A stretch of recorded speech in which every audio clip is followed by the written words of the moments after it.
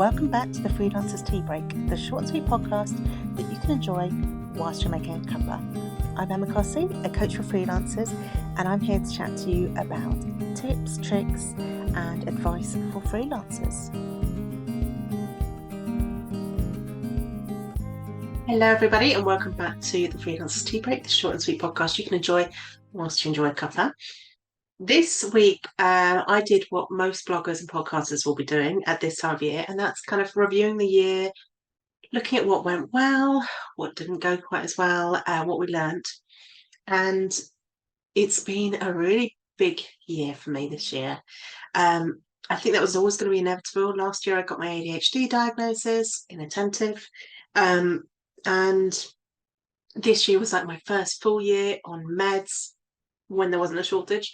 And also with my new admin team, when I got through Access and More. No, they're called Admin and More. It's through Access to Work. So it's been a really big year of things changing, moving, growing. I just thought I'd share a few behind the scenes bits. But just to kick off, I want to share, I think, one of my biggest takeaways from this year, and that is that doing things the easy way is not doesn't make it sort of morally worse than doing things the hard way.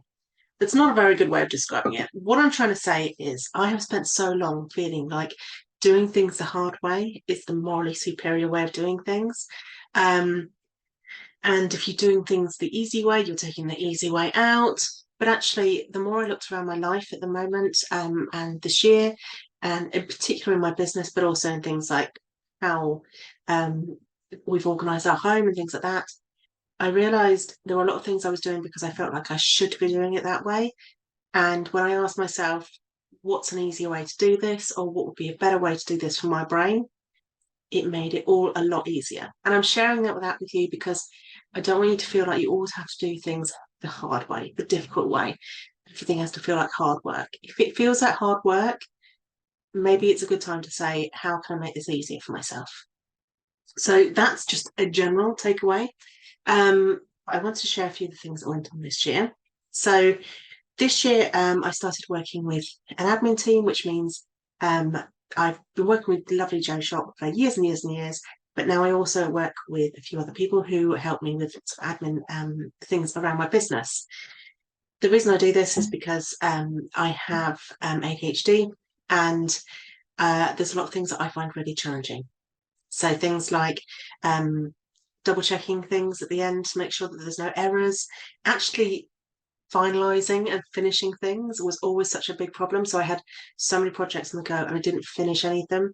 So this year a lot more has gone out because I've had that help. And even things like social media and things like that, I have all the ideas. And with my kind of ADHD, I seem to be someone that comes up with a lot of ideas. I see fixes, I see opportunities, but going and seeing it all the way through can be really challenging.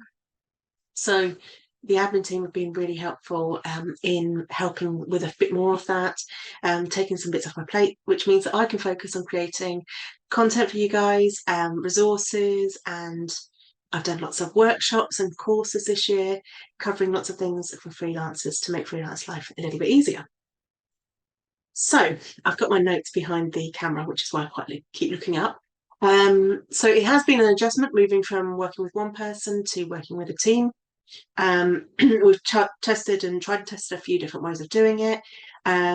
We've kind of got a great system now of using Slack generally for communications. I have a couple of check-in calls for two members of the team, several members of the team now each week. I use a Notion board now to keep on track of what everyone's up to and where we're at with projects and checking in and tracking things like client retention and things like that. And that all seems to be working really well, but has definitely been a learning curve, learning to manage more. And also as someone who's a bit conflict avoidant, that's the word I'm going for. There've been a few situations this year, not actually just in work, but just generally in life, where I've had to overcome that and deal with conflict in a really healthy way, which has felt a bit odd as a people pleaser. And there's definitely, when you are managing a team, there's a bit more of that. So that's been a real learning curve, but really great as well. And I'm really lucky that I've got a great team around me who are fantastic at making tweaks and adapting and having great discussions about how we can make things better. So that's all really good. But that's definitely been a learning curve. Go from me on my own to me working with Joe and now me working with a team. Um, one of the other things that we did this year, which was a big thing, which was moving from Teachable to Podia. I did a whole episode on this, I think about 4 or 5 episodes ago. It was a big job. So Teachable was a platform I used to use for all my courses and my membership, the Freelance Business Lounge, and I wasn't happy there. There were various reasons which I went into in a bit more detail. But I eventually moved to Podia, and Podia is not perfect, but I'm much happier with the communication style, that the way that I can offer different services and things like that. I'm not capped with how many courses I create on there, which has meant that I've got to do even more. So I already have a lot of courses on there: the 30 Days to Go Freelance, Graduate to Freelancer, how to find clients quickly and easily. And there's lots of mini ones, the Tricky Clients bundle, which is like my bundle of all my email templates, which I think that might have been early this year that we launched that. The graduate course was this year as well. So that's a big driver for me. I want to educate as many young people about freelancing as possible. But I also was able to do the Freelance Lunch Club, which initially started as a membership with the option of buying these £9 trainings. So you could either buy them individually or as a membership. And we did lots of different trainings on things like starting a freelance pension, writing an email pitch, creating a freelance funnel, writing a business plan. There were lots and lots of different ones in there. Networking, how to nail networking, because I know that's a really common one for a lot of people that they're concerned about. And I formatted it so that it was 30 minutes of learning about something where I would teach, and then 30 minutes of implementing it. So it would be things like going away and or staying on the Zoom call, but being able to on that Zoom call set up function or nail that networking pitch, and you can get feedback at the end of it. So those are all now recorded and done. There's 8 of them now, so you can go have a look if you want to have a look at some of them. But they're only £9 each. And eventually I got to the point where I was like, it's not really working as a membership. But that's not a bad thing, because I think a couple of years ago I would have been feeling like it wasn't a failure because the membership signups didn't come. But I'm getting a really nice passive income of people buying the £9 ones individually, even weeks after some of them have happened, because they're all on replay. So I can do that.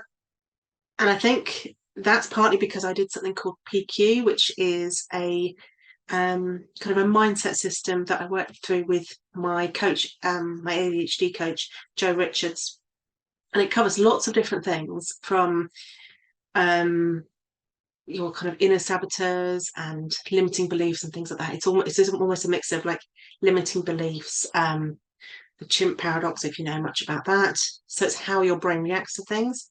But for me, one of the strongest bits was learning that from every situation, there's usually a gift or a learning, and being able to try lots of different things, and if they don't work out I can still find the learning or the gift, has actually meant that I've given myself permission to fail more, because I know it's never a kind of a zero-sum outcome. There's always going to be something good that comes out of it, whether it's I've learned something about my audience or learned something about me or learned something about the business, or there's even been the gift of one gift is that I didn't have as many people signed up for the membership, but actually I saw a really big uptick in coaching clients signing up.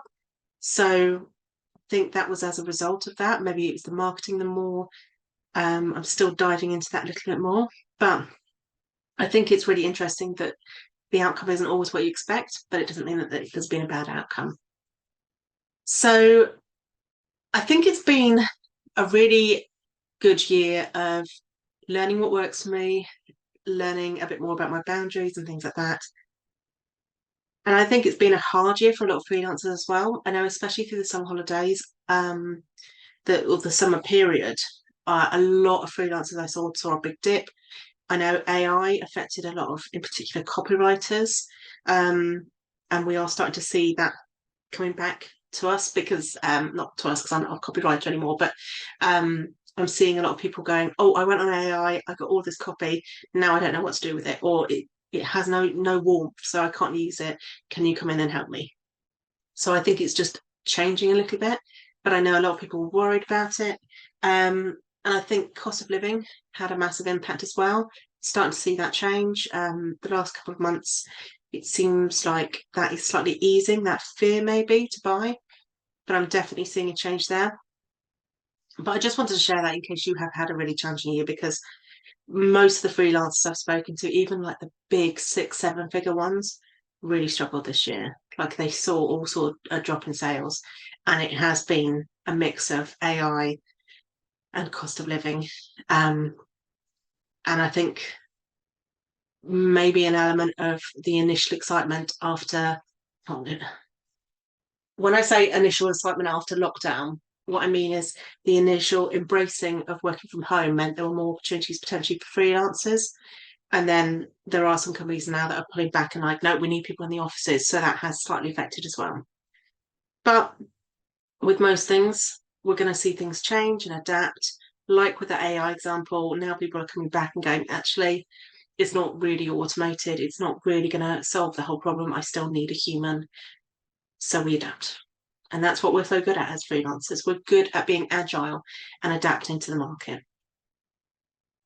So I think that was most of the things I've got there on my list. So I was just basically sharing some of the things I learned this year.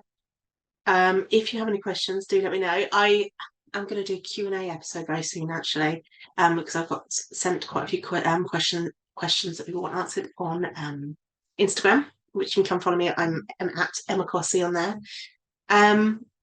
But I would love to know actually as well, what have been your biggest lessons this year? What are the main things that you've learned about yourself? If you're on Spotify, I think there is even a question where you can leave the answer to that. Otherwise, come on over into the Facebook group. Details are in the description, and you can tell me all about it there. Have a lovely week, everyone. Thank you for joining me for this episode of the Freelancers Tea Break. I hope you found it useful. If you want to connect with other freelancers, do come join us in the Facebook group, the Freelance Lifestylers. It's completely free and really lovely and supportive. You can also find out more information on freelancing at freelancelifestyle.co.uk. And as always, I'd really appreciate it if you were able to take a moment to leave a review on the podcast platform of your choice.